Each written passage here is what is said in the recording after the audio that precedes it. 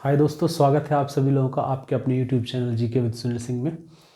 दोस्तों, बहुत ही एक पीक टाइम चल रहा है, बहुत ही इम्पोर्टेंट टाइम चल रहा है आपके जीवन का, क्योंकि समय बहुत ही कम मिला परीक्षा के लिए। लेकिन जो आज का वीडियो है उसका उद्देश्य है, क्योंकि अभी भी कुछ बच्चों के असमंजस है कि परीक्षा फरवरी में होगी अथवा नहीं होगी। ठीक है, मेरे वीडियो शायद आपने पहले देखे होंगे, तो मैंने आपको ये कहा था कि हमेशा उस टारगेट को पॉजिटिव मानिए जो बहुत नज़दीक है। अगर उस डेट में वैसा हो जाता है तो आपको फ़ायदा होता है, और वैसा हुआ भी। ठीक, अब जो ख़ासतौर से वो बच्चे जो बेचारे ये इस असमंजस में थे कि एज लिमिट बढ़ेगी या नहीं बढ़ेगी, अब जब बढ़ गई तो अब वो दूसरी दुविधा में आ गए, क्योंकि पेपर बहुत जल्दी से उन्होंने लगा दिया बोर्ड ने कि अब तैयारी कैसे हो। ठीक है, लेकिन फिर भी आपको इस चीज़ को आज बिल्कुल श्योर कर दूंगा कि पेपर फरवरी में ही होगा, क्योंकि एक पेपर अखबार में तो आ ही रहा था, ये सब चल रहा है और क्लियर करके दिया है। देखिए, उसके साथ साथ कुछ और भी एविडेंस है, उनके साथ आपको यकीन आ जाएगा कि हाँ, फरवरी में ही चांस है 100% होगा। कोई बहुत मेजर फॉल्ट हुआ, कोई बहुत बड़ा बदलाव हुआ तो ही चांस बनता है, वरना पेपर 100% आपका फरवरी में तय है। ठीक है, देखिए, जैसा कि न्यूज़ चली थी जिसको लेकर सभी ने वीडियो बनाए हैं कि सिपाही भर्ती परीक्षा 665 परीक्षा केंद्रों पर, ठीक है, 31 लाख से ज़्यादा अभ्यर्थी परीक्षा में सम्मिलित होंगे, इस तरीके का अखबार ने दिया था। ठीक है, अमर उजाला ब्यूरो लखनऊ के उस पेज पे छपा था। और इवन उसने इतना भी बता दिया कि 60,244 पदों पर जो सीधी भर्ती हो रही है उसमें 31 लाख अभ्यर्थी से ज़्यादा हिस्सा लेने की उम्मीद है, और उसका जो आवंटन किया गया है वो किन किन केंद्रों पर किया गया है। ठीक है, उन्होंने कहा कि लगभग 6500 परीक्षा केंद्र बनाए जाएंगे। कितने? 6,500 परीक्षा केंद्रों की सूची एक्सेप्ट की गई है बोर्ड द्वारा। और ये सबसे ज़्यादा जो परीक्षा केंद्र है आपको जो उन्होंने प्योरिटी दी है वो कमिश्नरेट को दी गई है। ठीक है, कमिश्नरेट का मतलब है जैसे मेरठ है, आपका गाज़ियाबाद है, ये सब इस बड़े जो शहर हैं जैसे कानपुर है, ये सब कमिश्नरेट में अगर कन्वर्ट कर दिए गए हैं, या लखनऊ है। ठीक, इसी के तहत उन्होंने बताया कि सर्वाधिक 832 परीक्षा केंद्र कौन से, सबसे ज़्यादा 832 परीक्षा केंद्र कहाँ पर होंगे?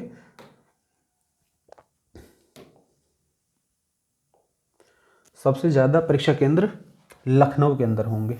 ठीक है, जहाँ 4 लाख से ज़्यादा अभ्यर्थी बैठेंगे। ठीक, तो इसमें क्लियर ये दिया हुआ है कि कहाँ कहाँ पर होंगे। तो अगर इन चीज़ों पे भी किसी को संशय हो, तो जैसे अभी इसमें नाम लिया गया लखनऊ का या फिर गाज़ियाबाद का, ठीक है, ये रहा गाज़ियाबाद में 127 और गौतम बुद्ध नगर में 108 परीक्षा केंद्र होंगे। तो उनमें मैं थोड़ी सी चीज़ें आपको यकीन करने के लिए दिखा सकता हूँ कि जैसा वो चल रहा है। जैसे एक मैसेज तो आपको ऑलरेडी पहले ही मिल गया होगा जो चल रहा था गाज़ियाबाद का।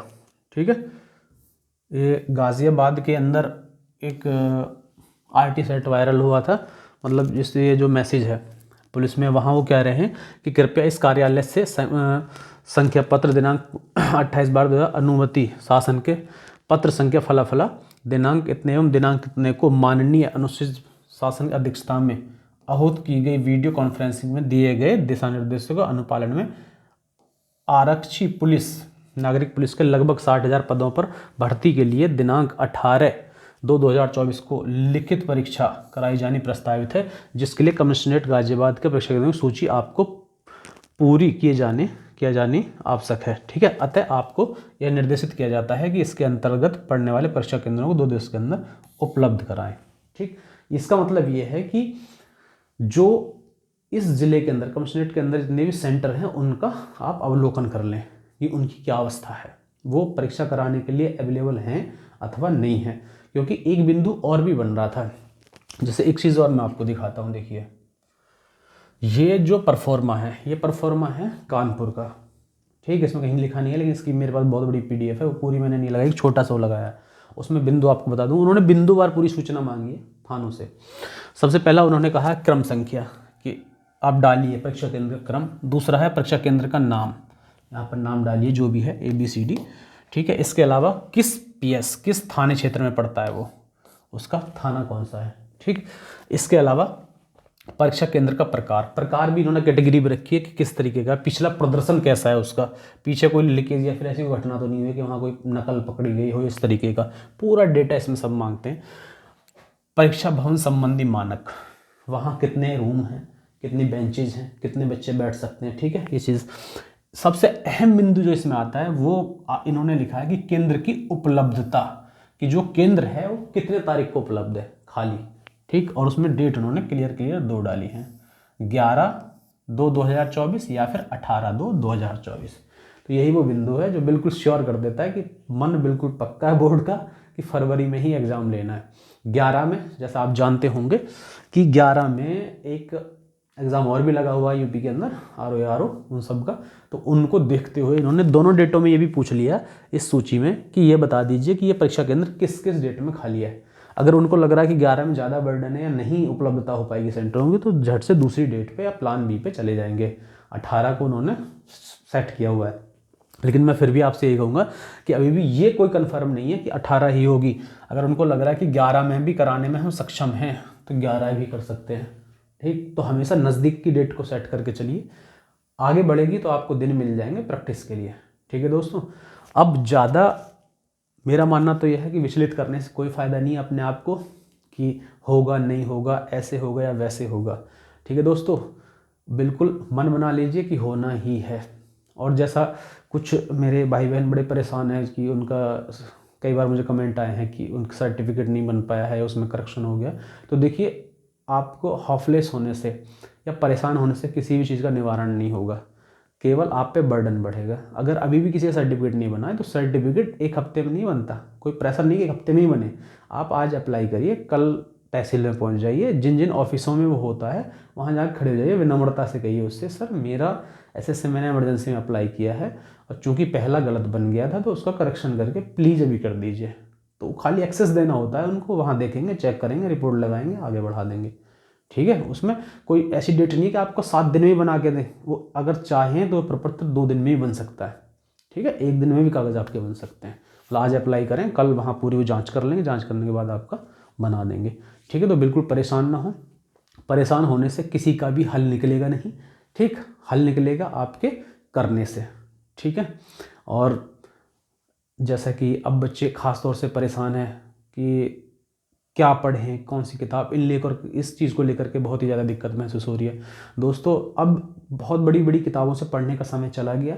अब आपको मैं मानता हूँ कोई भी एक छोटी बुक सेलेक्ट करिए जिसको आप एक बार जल्दी से पढ़ सकें, ठीक है।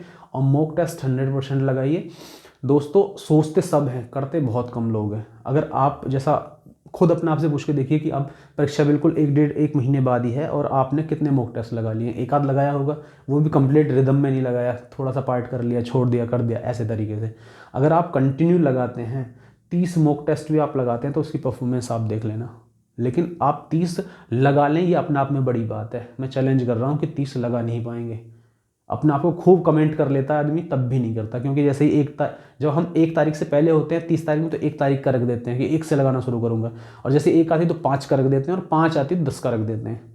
इवन परीक्षा दे आते हैं और मुश्किल से 1-2 टेस्ट लगा पाते हैं। तो ये हमारी एक ह्यूमन बिहेवियर सबके साथ ही है, हमारे अंदर भी कमियाँ हैं, ठीक। लेकिन जो इन कमियों पर पार पा लेते हैं वो आगे बढ़ जाते हैं, उनको फ़ायदा होता है बहुत ज़्यादा। समय बहुत कम है, एक स्ट्रेटेजी एक बार में बना लो और उसी पे काम करो, ठीक है। इस बीच में मैं आपको छोटी छोटी चीज़ें और बताऊंगा, क्योंकि OMR शीट पे एग्जाम है, उनसे रिगार्डिंग भी वीडियो बनाऊंगा कि कैसे करना है।